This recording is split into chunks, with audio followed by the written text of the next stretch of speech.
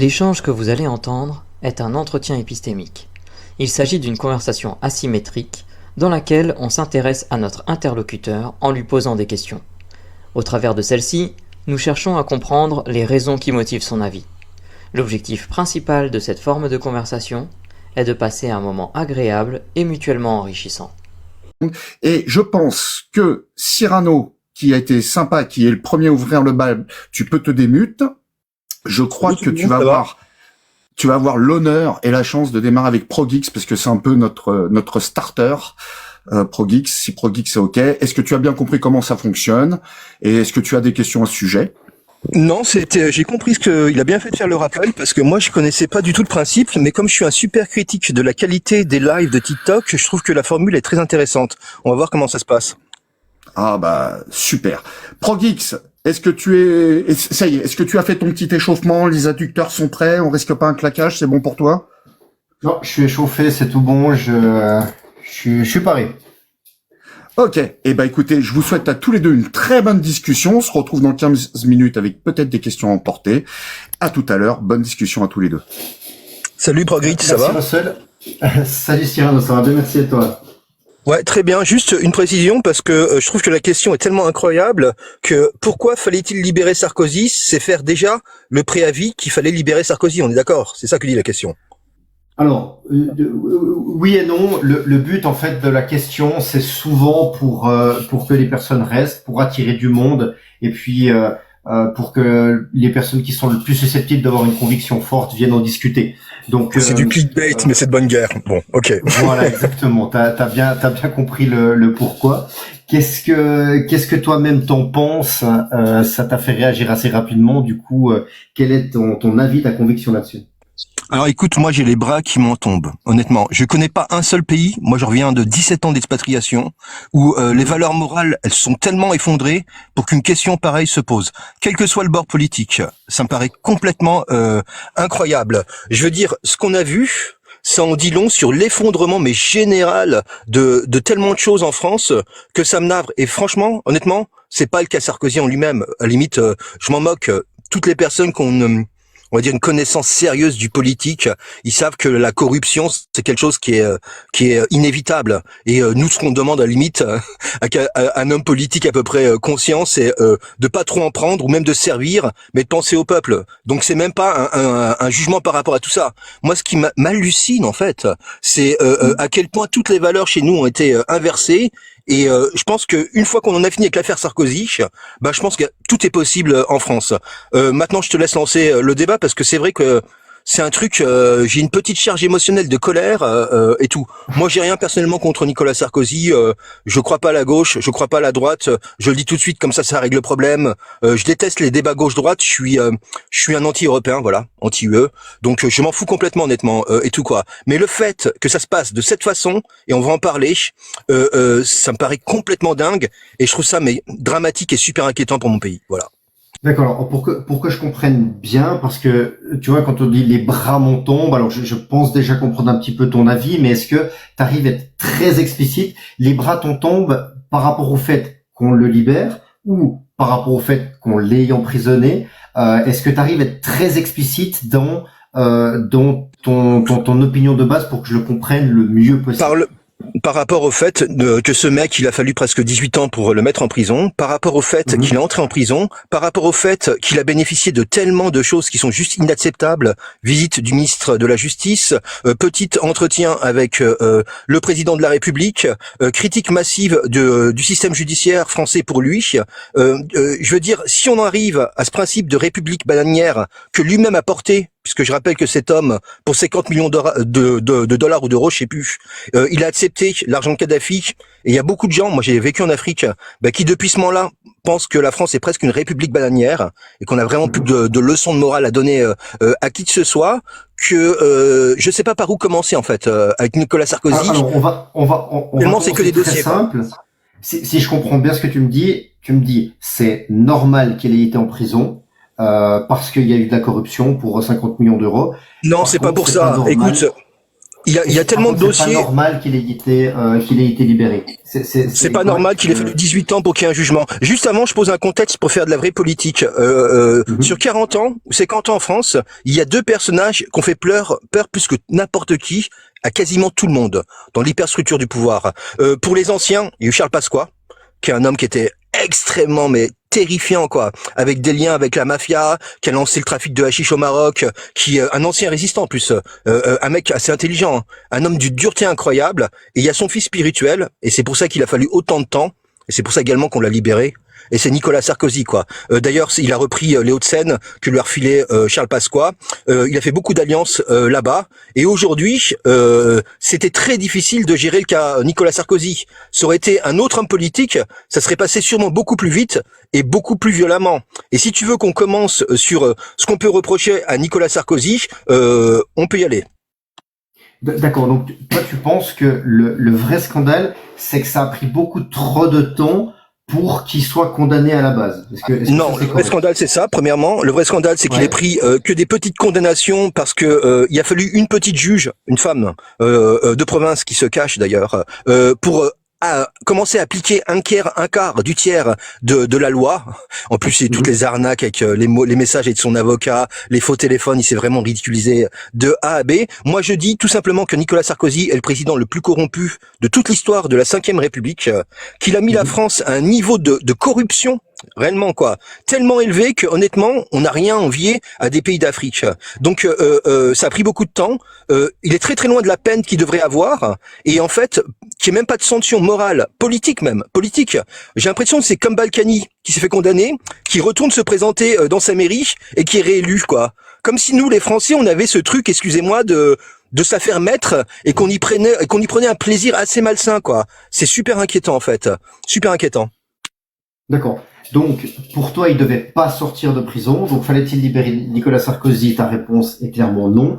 Et tu as le sentiment, si je te comprends bien, que au travers de Nicolas Sarkozy, la France est passée d'un État plus ou moins non corrompu à énormément corrompu de manière endémique. Est-ce que c'est correctement reformulé? C'est ça, et c'est même un euphémisme. C'est exactement ça, c'est même un euphémisme par rapport à tout ce que je pense. Je rappelle que Nicolas Sarkozy, c'est le retour à l'OTAN. Donc n'importe qui ici qui aime son pays, qui est un petit peu patriote, même si c'est très à la mode aujourd'hui, qui est un tout petit peu gaulliste, parce qu'en plus le mec s'est prétendu gaulliste, et je raconte même pas les histoires sur son frère, etc. On n'a pas le temps. Mais donc retour à l'OTAN. On a voté, moi j'ai voté à l'époque, contre le traité de l'Union européenne. Il l'a fait passer en douce. C'est un déni de démocratie incroyable. C'est presque la fin de la démocratie française. Sarkozy, je rappelle que dans l'affaire pour laquelle il était condamné, il s'est associé avec Abdallah El-Sanoussi, qui est un terroriste notoire de Libye, qui a 48 personnes, 48 Français, qui sont morts dans les attentats des deux avions qu'il a fait exploser. Que ces familles se plaignent qu'on les entend jamais à la France, on les attend jamais dans les médias français. Est-ce qu'une fois, moi, il a fallu que j'aille en Angleterre pour entendre ces personnes pour la première fois en fait. Vous vous rendez compte la chape de plomb qu'il y a chez nous quand même quoi? C'est pas un truc de fou. Je rappelle que Sarkozy c'est un traître à la nation qui a vendu sous pression américaine pour aider le dollar 20% des réserves d'or. Il a fallu des décennies, des centaines d'années pour mettre ça de côté quoi. Aujourd'hui, on a estimé, il l'a vendu au moment où l'or est le plus bas, on a perdu 70 milliards. On se bat pour 100 milliards pour les retraites. Voilà. Sarkozy, c'est l'homme qui a ôté. Juste sur une chose et excuse-moi Cyrano, je rebondis juste sur quelque chose que tu m'as dit. Tu m'as dit que Sarkozy c'est le retour à l'OTAN. Tu parles de l'alliance militaire, c'est ça? Non, en fait, la France depuis général de Gaulle, en fait, on n'a jamais été dans l'OTAN, nous, tu vois. Ce qui a fait la grandeur de notre pays après la Seconde Guerre mondiale, c'est qu'on a pu s'asseoir à la table des 5, donc la Chine, l'Angleterre, la Russie, les États-Unis, etc., et être considéré comme un grand. Incroyable, alors qu'on a quand même perdu la guerre. Tout ça parce qu'on a eu l'honneur d'un homme et puis aussi de résistants, etc. Voilà.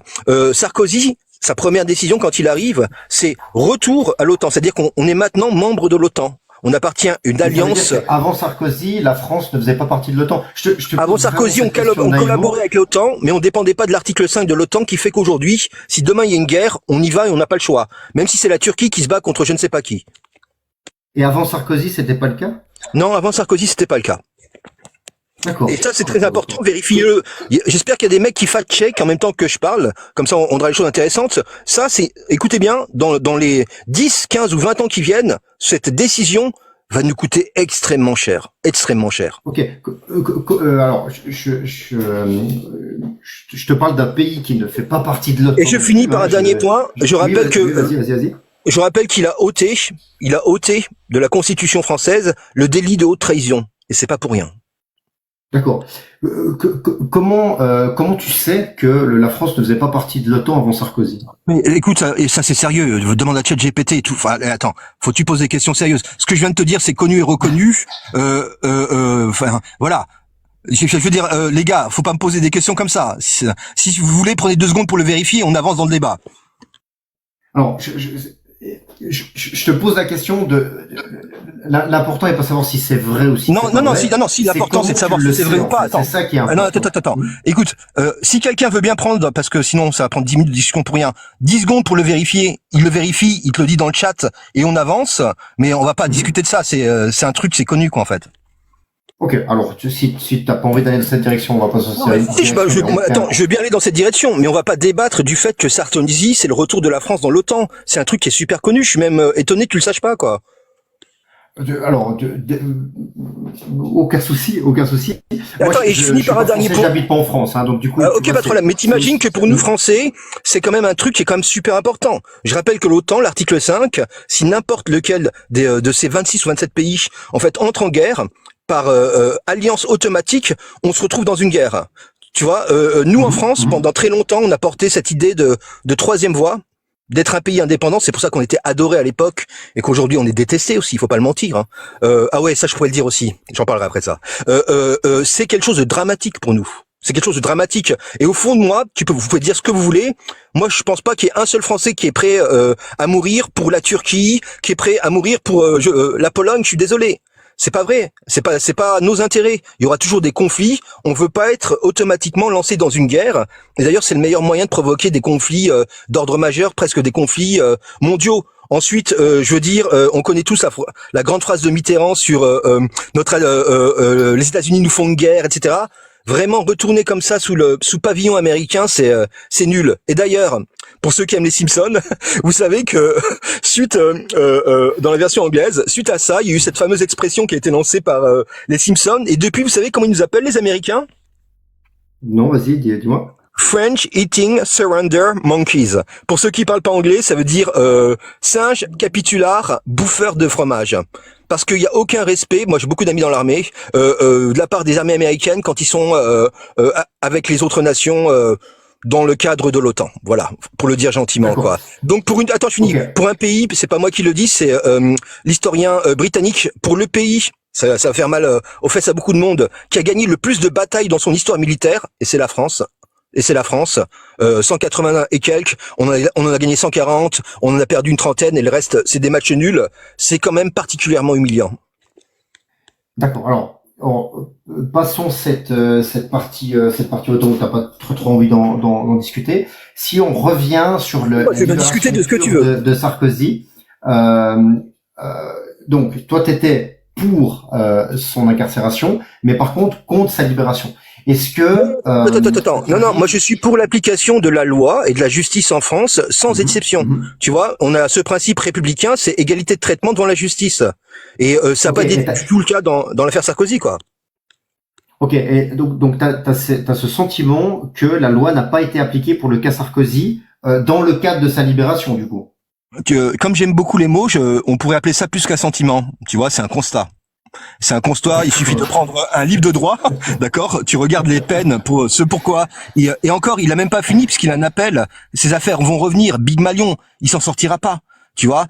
Lui, son objectif, c'est profiter parce que c'est vrai que c'est un mec qui fait extrêmement peur, Sarkozy. Je le mesure, hein. C'est vraiment pas le gars avec qui tu vas rigoler, quoi. Et je le comprends bien, quoi. Mais évidemment, son objectif à lui, c'est de multiplier les procédures jusqu'à la fin de sa vie. Voilà, ni plus ni moins, pour éviter la prison. Et je pense qu'il va y arriver. D'accord. Est-ce que par rapport à sa libération, tu penses qu'il a, comment il faut dire ça, il a outrepassé les lois ou il a bénéficié, enfin, comment t'expliques sa libération? Voilà, je vais pas t'orienter sur Alors, si les gens aiment, est-ce que tu arrives bien... à m'expliquer sa libération? Oui, je vais te l'expliquer. Il y a ce qu'on appelle la politique, qui est ce que toi et moi on peut voir sur les médias, sur la presse, etc. Et il y a ce qu'on appelle la métapolitique. Et sans vouloir résumer toute la métapolitique à une chose, c'est essentiellement les réseaux. D'accord? Essentiellement les réseaux. Il se trouve, il y a tellement de réseaux qui sont derrière Sarkozy, et des réseaux d'une puissance incroyable, quoi. Il se trouve que Sarkozy, ça a été l'homme qui a réussi à faire la plus grande fusion des réseaux les plus puissants. On pourrait en citer plein ici, quoi. Franc-maçonnerie, les Lubavitch, les Corses, à travers la figure de Pasqua. Est-ce que vous avez vu ce film incroyable qui s'appelle The Ghostwriter de Polanski? Pas du tout. Je le recommande à tout le monde. Je le fais très très vite. C'est avec d'ailleurs le mec, comment il s'appelle, le mec qui a fait Trainspotting et le Jedi là, Ewan McGregor, c'est ça. D'ailleurs, je pense que c'est le film qui a créé tellement de soucis à Polanski qu'ils ont ressorti les casseroles de sa jeunesse. En fait, c'est l'histoire d'un journaliste qui va sur une île et qui est chargé d'écrire la biographie d'un grand homme politique qui était Premier ministre britannique. On comprend tous que c'est Tony Blair, et notamment à travers sa femme Cherie Blair, etc. Et en fait, ça va être un thriller. D'ailleurs, c'est très bien fait, hein, ce truc, un polar. Et finalement, toute la thèse du film, c'est la suivante. C'est à la fin, c'est ce que va découvrir le journaliste. À la fin, ce politique, Tony Blair, a été recruté quand il avait 20 ans à Oxford parce qu'il était beau, parce qu'il était brillant, parce qu'il faisait des cours de théâtre, etc. Et il fait partie de ces programmes, comme il y en existe en France. En France, on la connaît tous, c'est la Young American Foundation. Vous pouvez vérifier, François Hollande l'a fait, Sarko l'a fait, enfin bon, Ramayad l'a fait. Il y a beaucoup de monde qui la font. Et ce qu'il dit, c'est que les États-Unis grooment des leaders potentiels qui pourraient arriver au pouvoir et vont tout faciliter pour eux. Et ils espèrent bien sûr des retours d'ascenseur, et on comprend bien, pour ceux qui connaissent l'histoire britannique, qui repensent à la guerre bien sûr du Golfe, et pourquoi, malgré la plus grande manifestation qu'il y a eu en Angleterre depuis la Seconde Guerre mondiale, où il y a eu plus de 2 millions et quelques de personnes dans les rues contre la guerre, il a fait ce truc incroyable qui lui a coûté sa carrière d'ailleurs, de quand même envoyer l'Angleterre. Je vais te le dire très simplement, pour tous ceux qui aiment la métapolitique sérieuse, Sarkozy d'ailleurs c'est le nom du mec dans la presse, etc. C'est l'américain. D'accord. Il suffit de regarder le parcours de son frère au sein qui vit là-haut, qui a travaillé pour le gouvernement là-haut, qui a été vice-président de Carlyle, pour ceux qui connaissent. Il a été fait pour ça, Sarkozy. Il a été créé pour ça. Et ce réseau, d'ailleurs, il n'y a pas que celui-là. Hein. Il a plein de réseaux, Sarkozy, quoi. D'accord. Je m'excuse de t'interrompre parce qu'il faut malheureusement on arrive au bout. Si je comprends bien ce que tu me dis, Sarkozy a été libéré grâce à son réseautage. Non, pas grâce à son réseautage. C'est quand tu arrives à un niveau de pouvoir tel que celui-là, celui qui par exemple croit que la justice est indépendante en France, qu'elle ne subit ni pression des politiques, et il faudra m'expliquer alors pourquoi le ministre de la Justice Darmanin va le voir, alors qu'il est en cellule, ni pression également. Est-ce que tu arrives à m'expliquer en 2 phrases, comme si j'avais 6 ans, pourquoi Sarkozy a été libéré? Influence, en un mot. Ok, influence, d'accord. Donc, parce qu'il a de l'influence sur des personnes bien placées, il a réussi à sortir de prison. Sur tout un système, parce qu'on est dans un système qui est corrompu. Et voilà le sceau de ce que porte l'histoire de Nicolas Sarkozy. Le niveau de corruption en France. Ok, d'accord. Je te remercie beaucoup. Malheureusement, je suis désolé d'avoir été un peu vindicatif, les amis, hein, mais c'est vrai que ce truc, ça m'hallucine. Il y a aucun souci, c'est moi qui ai pas su aller au bon endroit, mais je te remercie beaucoup, Cyrano, pour ton passage. Je vais demander à mes collègues s'ils ont une question à emporter pour toi. Oui, Cyrano, est-ce que tu considères que son influence était hors la loi pour qu'il soit libéré? Non mais évidemment, écoute, il y a toute une partie parasite qui va être jugée plus tard, où finalement ils ont dû changer le juge parce qu'il y avait de la connivence entre lui et le juge et qu'il se passait des coups de fil sur un deuxième téléphone. Mediapart l'a révélé. Écoute bien, le juge, qui devait le juger en première instance, et il se parlait sur un deuxième téléphone. Et il a fallu changer de juge. Et ça, on l'a su publiquement. C'est que le tip of the iceberg, c'est que la pointe de l'iceberg. T'imagines même pas ce qu'il y a derrière, quoi. Et si tu découvrais que sa remise en liberté est totalement légal et pas hors la loi, qu'est-ce que ça changerait pour toi?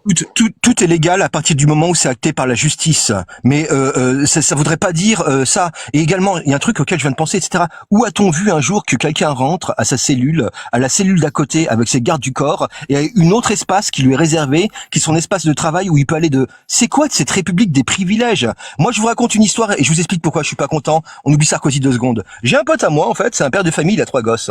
Moi, ça va, hein, je me porte bien dans la vie. Bon, lui, il se bat, quoi, on va dire. Il a perdu son permis pour 3 cacahuètes. Ils l'ont arrêté 3 fois, il allait au boulot. 3 fois, il allait au boulot, d'accord. 3 fois, il allait au boulot pour défaut de permis. Il fait 2 ans ferme. Et le procureur en a demandé 5. Et il va en faire vraiment 2. Et tout ce système répressif français où nous, tous les petits citoyens, on se fait ultra criminaliser, nous les petits Français du quotidien en fait, pour la moindre petite connerie, on peut devenir des criminels, se retrouver en garde à vue, enfin des trucs auxquels on n'est même pas préparé quoi en fait. Tu vois, c'est lui qui l'a mis en place avec son système répressif de primes lorsqu'il était ministre de l'Intérieur. Il me semblerait que la justice immanente la plus basique, c'est qu'il a un tout petit goût. Parce que ça, il a 73 ans, il a bien profité de la vie, de la médecine qu'il a pu appliquer à notre pays, voilà. Merci Cyrano. Est-ce que John, t'as une question à emporter pour Cyrano? Non, j'ai pas de questions à emporter. Bon, Merci je pense beaucoup, qu'on pouvait John. passer. Merci de m'avoir donné la parole, les amis. Je vais te poser la dernière. Attends, Cyrano, je vais te poser la dernière question qui est la plus importante pour nous. C'est comment tu t'es senti pendant notre entretien cet après-midi? Bah, plutôt dans le bon esprit là, carrément. Très bien, très bien, franchement. Ah bon. Moi, Et j'ai vous, les beaucoup gars plaisir à discuter avec toi. Reviens quand tu veux dans les lives épistémiques et puis je te souhaite une bonne fin de journée. Merci, je serai un petit peu moins speed, mais Sarko, c'est vrai qu'il m'a lancé. Je vous souhaite une bonne continuation. Je continue de vous écouter, les amis. Prenez soin de vous. Merci, salut Cyrano. Je te libère ou tu fais appel pour sortir?